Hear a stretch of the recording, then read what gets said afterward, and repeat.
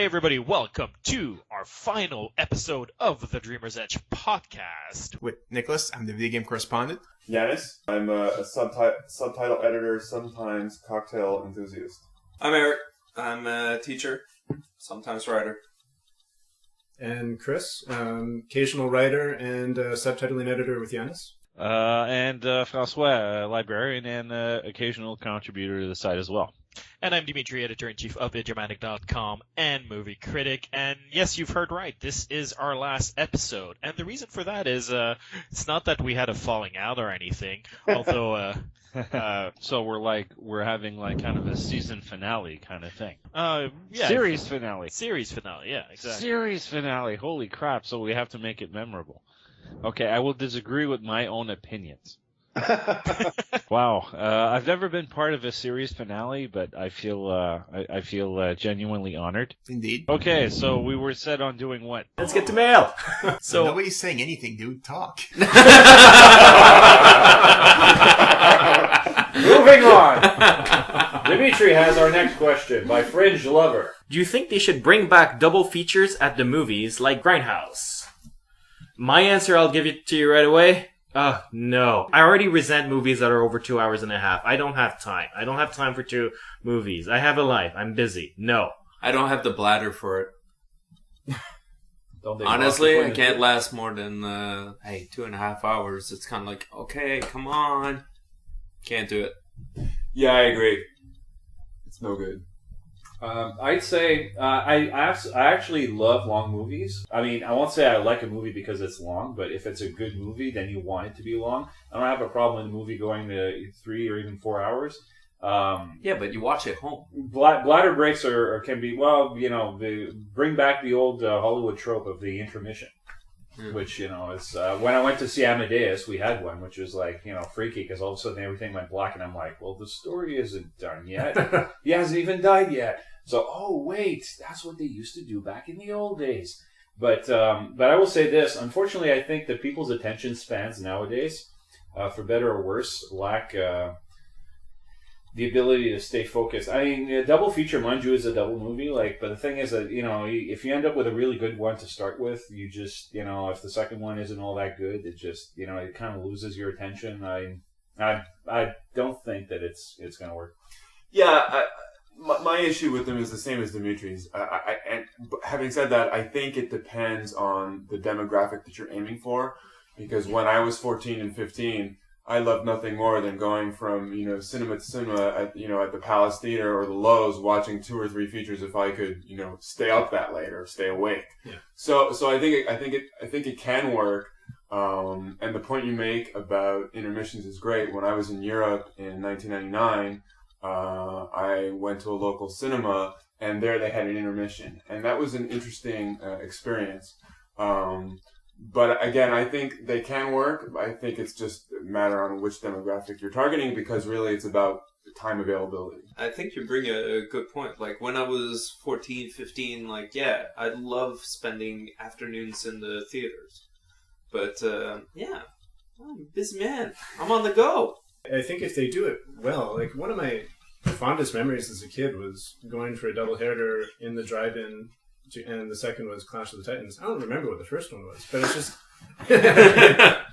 but it's just the fact that you were there for that long, and, it became a thing. Granted, you're in a car, so you can fall asleep. I was 6 years old, but the thing is, if you brought that into a cinema and maybe changed the format a bit, and there was an intermission where you can go out and get a drink and kind of go in if your ticket was good, and it would be almost a little bit more casual, just they can kind of change it up, almost like a club atmosphere where there's this movie going on, that could be kind of interesting. I would, and if they're thematically related, or, you've got something to talk about, there's a dark room to make out in, I don't know. There's a guy saying, shut up, I'm trying to watch the movie. The problem with the double feature, though, from an industry standpoint, is that theaters are actually pressuring movie makers to make their movies shorter so they can put more presentations and more commercials. The double features sort of goes against that, and so from an industry standpoint, double features means less tickets sold, and I don't know that they're going to go for that. Probably more food sold, though, and that's where they make a lot of their stuff, and if you put in a couple of commercials during the intermission, I could see, and if it's only just Friday nights. Well, not even Friday nights, it would be Sunday night, because no one goes movies on Sunday, and you wouldn't want to ruin the big release on the Friday. Mm-hmm. But I could see it working. All right. Good question. And Yanis will take us to Hack and Slashes. Hack and Slash says, or asks, if you could change a movie in any way that you want, what movie would it be, and what would you change about it? It's ironic. People will shake their head as they listen to this because I'm not even sure of the title of the movie. It's so you would change the title? Change the title? No. I believe it was called The Key. It's a Michael Douglas and Sean Penn movie. No, that's The Game. The Game. Thank you, Eric. You get 200 dinosaur points. The Game was a very interesting movie that had me question things all throughout. This is the kind of movie where you go, oh my god, I wonder what's going to happen next. Oh my god. Things keep happening in this movie, and you go from crisis to crisis to crisis right up until the end, where it culminates into something that is so unbelievable.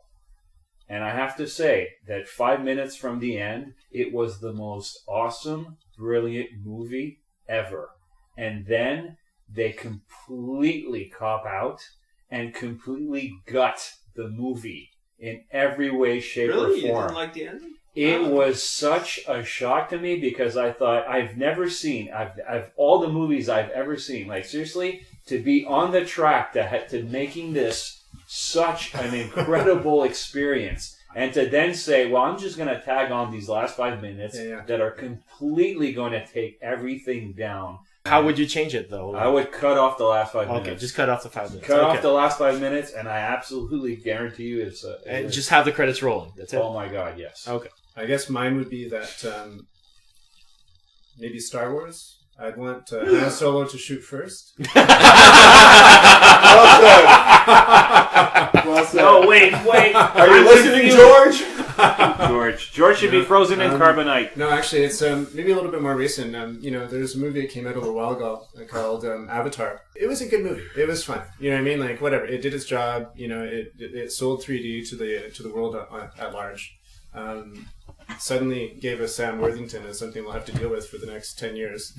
Damn you, James Cameron! But I think it would have been a better story if it was told from the point of view of the natives of the planet Pandora, where they're trying to figure out this invasive species, basically. Because the story is very plotting, and just from that, I think it would have just been a kind of a tweak that would have made it a little bit more of a mystery, and still gave all the opportunity to kind of give us a spectacle of this world, and I don't know.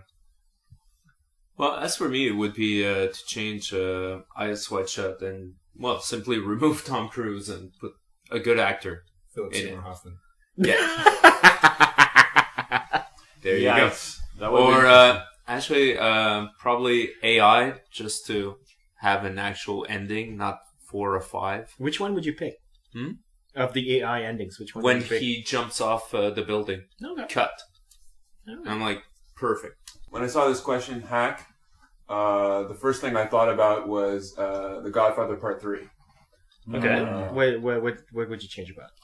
Sofia Coppola. She was okay. She was fine. Well, that's actually a good point, Eric. Not Sofia Coppola on her own, but I would have totally removed the love interest story between her and Danny Garcia, because I thought it was an excellent film from the perspective of wrapping up the trilogy, but the problem with the film was that love interest subplot that was taking away from the political intrigue and sort of, catapulting the Corleone family from a southern New York, northern New Jersey power clan on the East Coast to, a functioning member of the Illuminati, which the involvement of the Vatican Bank and then things like that. I think that whole line was kind of muted by the fact that we were being distracted with this ridiculous high school love story. And so if I had to change anything, it would be just to remove that. Not remove the characters, but to remove that subplot. Interesting. Catch and Release, a movie with Jennifer Garner, which the movie should tell you how it should end, and yet it doesn't end that way. And it drives me absolutely nuts. Because the whole movie is about how when you're in grief, you do crazy things, and sometimes you end up hurting the people around you because you're just so messed up.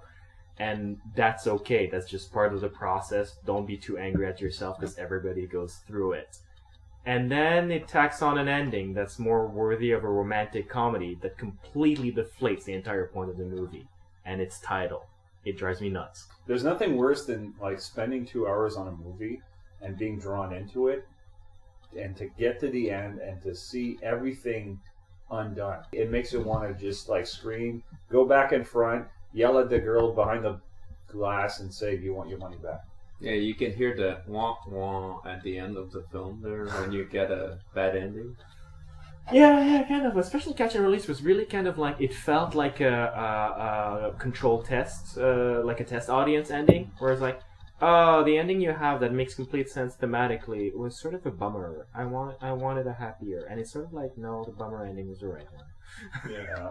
All right, moving on. Question by Philly Boy. There's a lot of comics adapted into movies, but what movies would you like to see adapted into comics? One film that's come to mind that I think is visually striking on the screen, has a good story that would fit well within a graphic novel, and for me, that would be Seven by David Fincher. Oh my God, I think you've just nailed it. I think that would be, to me, that would be one of the best movie to graphic novel translations ever, because the film is exceptionally visually striking. It has an excellent story that I think would work, and I can just see the frames on the page just leap out at you. So with a good writer and a good artist, I think that film would work really well. That made me think of something better.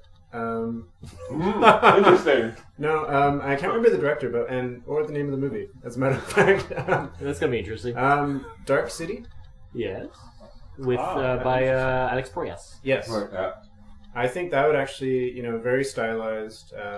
I can see it as a black and white graphic novel. I think it would, not maybe just a couple dashes of color. I think it would actually be pretty nice. My vote is for the Riddick movies.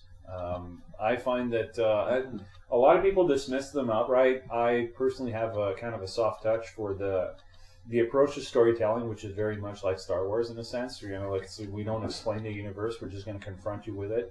And I find that it's a universe and it has a certain mythology. I don't know. Like I think you could explore that within comic book context and really go far with it. As for me, it's a little film that I like. It's called The Zero Effect, but I'd like to, when you say adapted to comic book form, it's kind of like a bit like a Sherlock Holmes story, The Zero Effect, and it's an interesting character, and especially that format that he can go from mystery to mystery, I think would be perfect for a series, especially a comic book. Yeah, I think it's something I would enjoy to see, like monthly, and what's the next adventure and everything else. So that would be the movie I'd like to see in comic book form. Yeah, another film that I think would work well is Event Horizon. Oh, I love that movie. Yeah, it's really good, and again, it's got a certain style to it, and you could really encapsulate the framing really well. Oh yeah, and the art, and I think it would work really well too. Yeah, it'd be like Serpieri's Morbus Gravis Druna, but without the sex scenes, essentially. Come on, Druna's awesome. No, I'm not saying the sex scenes With are bad. the sex No, I'm not saying the sex scenes are bad. They belong in that book, but adapting Event Horizon would be exactly like Druna without the sex. Interesting. So how about you, Dimitri? Sin City? From comic to movie, back to comic. There's a Masters of Horror episode, which they're really more like mini movies, so I think that counts, right? Called Valerie on the Stairs, which I always felt belonged more on the page than on the screen. And so if you put that in a comic book form and had the writer, there's an author in it who's at the center of it, be a comic book artist instead, I think it would work really well. Interesting answers all around, I have to say. And on that note, we shall move to our penultimate question. Sure. Ryan the Destroyer, who has mentioned in a comment that I interrupt way too much, but he still likes me. Thanks, Ryan. Yes, I do read comments. Any big plans for you in 2014? Well, whereas growing up, I always liked collectible card games or trading card game, TCGs as they're called in the cool internet lingo. And a lot of them are popping out now that are online. So you basically have your cards online. I still don't know what they're called, trading card games, but you have virtual cards, I guess. So I'm going to, play each and every one of them and give you reviews of which one are good, which one are bad, which one are, are fun to play for free, which one maybe if you could play if you invest a few coins in it. And it's going to be a new series that I'm kind of excited to write about because, again, those are the kinds of games I really liked. Yeah, no, that sounds like a good idea. Yeah. And we also expect, from my part, a video series about horror movies. So look forward to that. All right, Chris will take us to Jumbie's question. Thank you for writing, Jumbie. What's your question? Jumbie asks, is it a new concept? Cool. My question is, what is your opinion? The most scary movie. The Others is my favorite. The Others is a great movie. Yeah, The Others is really fantastic. The Species series, for some reason, I still haven't been able to... I'm sure people will scoff at that. And go, You're scared of boobies. No, not so much the boobies as when I don't know. I mean, when people's bellies start ripping open and stuff goes flying out of them, it's the squick factor is pretty bad. I could actually go back to the original Aliens by Ridley Scott, which certainly. I remember talking to somebody who saw it opening night and just telling us we had no idea what was going to happen in this movie. And I can't imagine being in that audience. Obviously, you hear about that scene, and it's there's a lead up to it. Even when you're a kid, I was 14, I knew about it even before I saw it. But man, seriously, whoa! So I guess I don't know. It's. I think what you're saying in terms of context probably speaks for me too. Because when I rent a horror movie or watch a horror movie, I'm watching it and waiting for the scares, so it's just it's scary, but it's not the scariest movie. It's the ones that kind of take you by surprise. And the movie that I still remember being really traumatized about, and because I didn't expect it, didn't know what it was something I watched when I was really quite young. And I remember hiding under the seat in the movie theater, and it was E.T. And I don't know why, but it just really scared me. I was crying. I wanted to get out of there. Yeah, off the top of my head, I think it's a tie between two films. The first Frank mentioned is Alien. I really liked the setting of that film, and I think, back when I was a kid, of course I wouldn't be able to talk to this effect of the film, but the camera work and the fact that it's completely unseen, and there's, a potential spook around every corner, really, even to this day, sets me on edge. The other film is much more recent, is The Descent Part 1. I really enjoyed that film. And the reason is, there are many reasons. One, again, it's the same thing. It's the camera work. The director does a really good job of making the viewer feel claustrophobic in the cave. Something that I haven't really felt as a viewer since Wolfgang Petersen's Das Boot, where they do another good job of making you feel claustrophobic in small spaces. And of course, being trapped in a cave, that's quite effective. And the other thing I liked about the film is, in addition to the claustrophobia and the unseen terror, is the really strong female leads in that film, and that it made it for a really good roller coaster ride. And I saw it again recently, and it's the kind of film that I don't get tired of, even though I know it's coming. The way it's structured, it's really, really good. For me, the most scary, I just remember watching Halloween and getting the living crap scared out of me. Oh yeah, that's all. Yeah, that was really scary. And I don't really like horror films because there I am, with a blanket over my head, crying like a little girl. And yeah, that was yesterday. I watched a horror film. Yeah, but I was gonna say, isn't that every Friday night for you? Yeah, just, seriously, man. No, it's not. It's not going to be a 14. You're gonna laugh because it's not a very good. Well, it's a good movie, but it's not visceral in any way. But the movie that actually stays with me, that scares me, is Demoni, La Bava. It's so over the top, and I'm sure you're gonna watch it and you're gonna go that's not scary at all. And you're probably right, but it gets to me every time. And the concept of the movie is People are at a theater, they're watching a movie, and the movie has demons in it. And what happens in the movie starts affecting the people in the theater, and they start becoming demons and whatnot. And then it's a completely horrible, disgusting gore fest. Italian style, which means it's very surrealist, it's very impressionist. And I think that's why it stays with me. It's sort of like you don't believe in the reality, but you're slowly penetrating it, and by the end of it, your head is in a mad world, and that's the thing that stays in my nightmares. Anybody had nightmares after watching The Ring? The Japanese one or the Both, the American? either. The Grudge for me, like that girl with just a. The Japanese one? The Ring is with the videotape. I Right? think it's just Japanese. I saw the American version of The Ring, and I was actually quite ambivalent while going in, and was actually a little bit freaked out. I have to admit, It it set the tone quite well. Yeah. Like just this sense of foreboding. You're just like, come on, just scare me so I can get out of this feeling. It kind of kept that up for quite a while. You didn't know what to be scared of, but everything was just kind of creepy. It was very odd for me because I'm very much an adult at this point, and I was staying away from this movie on purpose. And I was just like, okay, it's made up, right? It's like special effects. I saw it with a group of friends, and it was a good thing they were there, because otherwise maybe I wouldn't be here. I was stirred about the Japanese version. I went to see it again, Montreal Fantasia Fest, and enjoyed it. I recommended it to my roommate at the time.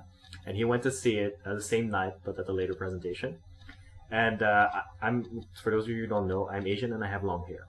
So, when he came back, I dressed all in white, put all my hair in front of my face, and just waited for him. He scared the crap out of me. Jesus. Did you guys stay roommates for much longer? I guess that's it. We end on a slight whimper. Yeah. It is the end. Okay, well, I guess it's a good time to talk a little bit about what's going to happen next with our podcast shows. Now, some of you may have noticed that we went spin-off crazy in 2013. We started Don't F with the Original, where we review the original movies being remade. And we started Idiomatic Top 3, and we started Expository Dialogue, which for all of 5 episodes before we ended that. And what's going to happen is now that we're ending the Dreamer's Edge podcast, we're going to go weekly with Don't F with the Original, and you can expect Chris, Frank, and Eric to show up very regularly on that show, as well as in Top 3, which is also going weekly, where we list our top 3 choices about random crap is what we do there. So those 2 shows are going to go weekly, and we're dropping the Dreamer's Edge podcast. And the reason for that is, as I said, that the title was antiquated to begin with, but it's also, we got a lot of letters going like, well, you guys are interesting, but I don't know what I'm going to get every week. Like, you don't have a theme. It's just sort of random shit you guys talk about. And we took that criticism to heart. Like, it's true. It's kind of hard to maintain an audience when we're sort of not giving you guys any hint as to what it is you can expect from our show. And that's why we're doing something a little bit more focused from now on. That's why we started those series, Don't F with the Original, which is very focused on remakes, and the Top 3, which is Top 3. Very simple. So when you tune into those, you know exactly what you're getting. Both those shows starting in 2014, that's Idiomatic Top 3 and Don't F with the Original, is going to be weekly, and you can expect Frank, Chris, and the gang to be there semi-regularly. And also, Right on. And what are you going to do? Are you going to list the topics for the next week before so people can kind of participate, so to speak? Yeah. Perfect. Yep. Yeah, that's what we're going to do. Sounds good. If you're listening to us on podcast form, you can also find us on iTunes at Idiomatic. If you're still listening to us on the Dreamer's Edge podcast feed, that's going to go away soon. We're discontinuing that. So come find us at Idiomatic. All of the shows are there. You can get the backlog of shows. Everything's there. So I invite you to check that out on iTunes, Idiomatic. With an N, Idiomatic. That's it for us. It's been a nice 5-year run. Absolutely. Yeah. No. Here's to another 5. Yeah, and we'll see you on other shows for another 5. See you guys. See ya.